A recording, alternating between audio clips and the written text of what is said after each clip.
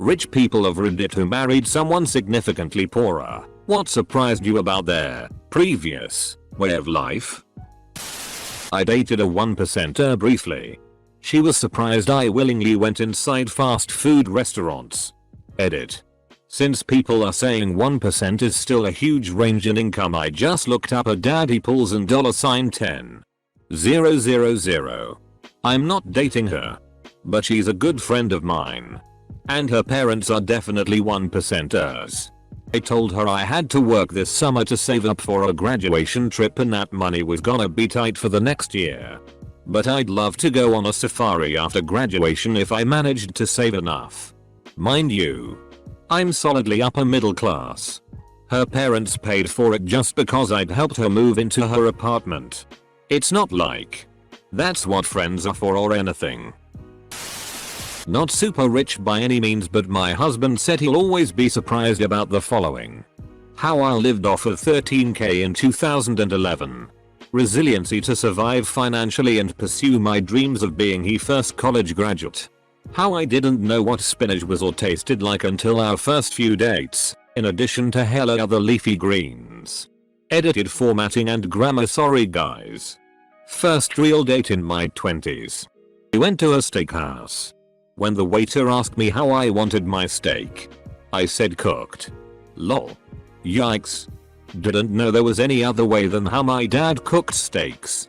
Cheap flat steaks topped with ketchup or ranch dressing. My experience is from the opposite perspective. I was the poor one. It absolutely floored me how my wife acts when something broke, like a car, appliances, clothes, etc. As a child living below the poverty line, replacing a tire or other necessities was a disaster, requiring tricky trade-offs in the budget or just plain acceptance of just how boned you were. When my wife's phone broke, I went into full panic mode while she shrugged and said, "We can just a new one this afternoon." And then we did. Edit. Whoa. I have received a lot of responses on this. By far my most upvoted comment. You guys made my day. Thank you. I have seen a few repair it comments. Like many of you, I am also a Picasso MacGyver of the duct tape and trash bag world. This skill helped me break into IT. Sadly, the phone was beyond repair. Trust me, if I could have fixed it, I would have. And thank you for the silver.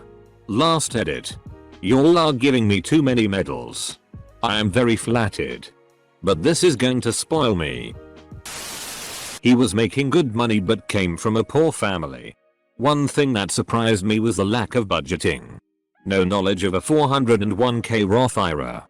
Retirement seemed like something that he'd never get to do. So even though he made good money, he was starting to rack up credit card debt. Now he's much better at it than I am. He adores budgeting and looks forward to FIRE. Edit. FIRE is financial independence. Retire early. There's a sub attached to this idea, financial independence. My family is far from rich, but I grew up closer to the upper middle class realm and was making 3x as much as my now husband when we met. He grew up extremely poor, and his family is still living that way. One big difference is how he's surprised that my parents pick up the check when we go out to celebrate a birthday or a graduation, and that my parents ask him to pick whatever restaurant he wants, outside of the ritziest steakhouse in town. They don't care. To his family, a big meal out is going to McDonald's and not eating off the dollar menu. I'm serious. Differences in our childhoods. Disneyland. Me. Went to Disneyland often. Part of the experience was eating the expensive ass food there. Her. Did not go often. Brought in food. Semicolon. Birthdays, Christmas. Me. Had big parties with lots of friends. Gifts. Her. No gifts. Didn't really celebrate. Semicolon. Expectations and disappointments. Me. Because I was never constantly growing up in disappointments. I didn't care if something didn't work out as I expected. I took a chance anyways. Her. Constant disappointment, so as a defense mechanism. My wife earned many times more than I did when I was a high school teacher back when we were dating. She sometimes would drive my 10 years old Prima Black stick shift Honda Civic that my cousin lent me until I could buy another car. She was blown away how aggressively mean people are to you when you drive an ugly old car. When she got out of the car, the spell lifted. I got a lot of respect from her for that. She seemed to think I was a saint for not turning sour over it. I was constantly getting pulled over by cops and let go. Targeted by road rage. And also pedestrians felt too comfortable engaging with me. I drive a new Honda, 1 year old, now, and it is so different. I drive the same but probably drive a bit more aggressively now that I can't hear the wind roaring by when I'm going over 40 miles per hour. I haven't been pulled over and haven't had a negative interaction on the road in a long time. Also, my wife now enjoys trading cars with me. My husband grew up in a family where they were comfortable but on a strict budget. 6 kids and mom on disability. My family had no budget. One day we were at the grocery store and he always insists on walking up and down every aisle. I finally lost it because he was taking so long and asked him why he did it. Growing up, we could only spend $100 a week on groceries for all of us. I always had to put what I wanted back because we couldn't afford it. Now I can afford whatever I want, so I like to look at everything I could have. Took him 10 years to tell me this. I felt like a terrible person. Edit. Thanks for the silver kind homies. Edit number 2. I've had a few people, very few, comment that $100 a week is a huge budget and how is that a stretch. We live in a city with an extremely high cost of living. It's in the top 30 in the world. Getting a family of 4 fed for that much weekly would be a huge stretch here, and his family did an amazing job. Not rich, but with a partner who was raised by a teen mom and grew up poor. Sometimes I just want rice and vegetables for dinner. That's a no from her. She won't go back. My dad was the opposite, grew up quite poor and built a business up and ended up doing quite well. Still eats like there's only 25 cents in his checking account. Left alone, he would gladly eat ramen every day and his go-to meal is rice porridge. We went to Osteria Franciscana in Modena a few years ago. Literally named the best restaurant in the world. We all went for the tasting menu, but he asked to order a la carte. And he wanted to order just buttered fettuccine. He only agreed to the tasting menu when they insisted that the whole table had to do it if some of us were doing it. He'll even insist on eating things that have been burned or drink milk that's just starting to turn. I was with a girl for a while who grew up in a pretty broken home. Still surprises me just how bad her spending habits are. She racks up credit card debt like it's nothing. She lived in the desert without air conditioning. Long-term dating. Pets. I was always surprised by the number of pets she and her family had living in the trailer and how much of a share of their income they spent on them. Well, pets give you unconditional love. And that's important when you don't have much else. Semicolon. Better than drugs. Edit. A more constructive use of money. Not better. To each their own. Credit cards were avoided. For me growing up, we were encouraged to get a credit card in our name and use it as much as possible in order to build credit. There was always money to pay it off each month. So it made sense to 1. Build credit and 2. Collect airline miles or whatever the reward was back in the day. When we got together, she always used cash or a debit card.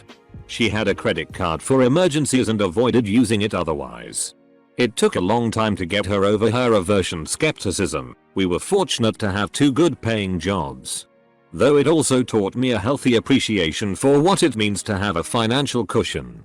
The logic of buying things on credit that you could buy with cash in order to build a credit score is pretty weird when you think about it. You're basically taking out a loan that you don't need to show you're responsible with money. More of a funny incident. But I was the poor one. My husband, at the time still boyfriend, took me out to a very nice restaurant. Waiter asked if I want pepper on my Caesar salad that was just made tableside. I said sure and he goes about it. Thing is, I didn't know you had to say stop. My husband slowly realizes this, but decides to see it play out. He did eventually say that I need to say stop. I just thought a Caesar was had this way, as it was my first time even eating a salad that wasn't just iceberg and ranch dressing. It still tasted fine. Just a little bit too much pepper, haha. I was adopted at age 7. I lived in extreme poverty, and then all of a sudden I lived with a doctor who bought gifts for birthdays and Christmas. I didn't know that was a thing. I didn't know you could go to the store to get food. I just thought you went to the church and had to pray before they give you a bag of food. When the family had people over for dinner, if they ended the prayer before the meal with F, H, B, Amen, it was a signal to let the children know that they don't have enough food for everyone. So take smaller servings and let the guests get a regular serving. FHB equals family. Hold back. They were always generous to their friends and didn't let their lack of funds embarrass themselves when doing so. My wife genuinely thought, and her family still does, that there is a direct relationship between someone's net worth and the labels they purchase. If someone doesn't have a Gucci bag or a Rolex watch, why? It's because they can't afford it. My wife was astonished when I first told her that people exist that are ultra wealthy and yet drive old cars and wear clothes without labels. About to marry him. We met in college and my parents paid for everything while he had student loans and a part-time job to pay for everything else. If he was really hurting, his parents would transfer $40 into his account. But that was pretty rare and they'd give him hell if he asked. He was always very anxious about spending money and never bought name brands. He would also buy essentials like toilet paper by 2 rolls at a time, 1 ply only. He didn't really realize that buying so little every few days was wasting money rather than buying in bulk. When we booked our first vacation, cheap road trip to Georgia, he couldn't pay for anything and was worried the whole time. The anxiety that would keep him up at night made me so sad. He still never fills up his gas tank all the way. Only $10 at a time. Drives me nuts. But now we both have great full-time jobs and he rarely has any anxiety. He never has to worry about money anymore and is so much happier as a result.